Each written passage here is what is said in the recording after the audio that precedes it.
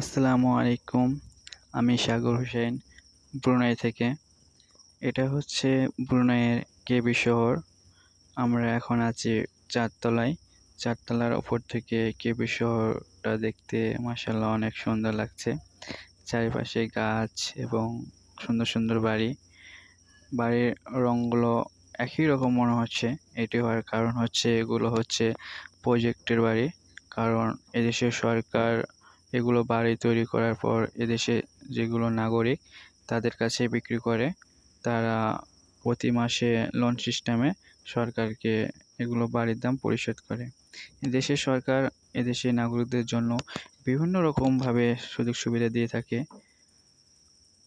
মাশাআল্লাহ জায়গাটা অনেক সুন্দর লাগছে দেখে।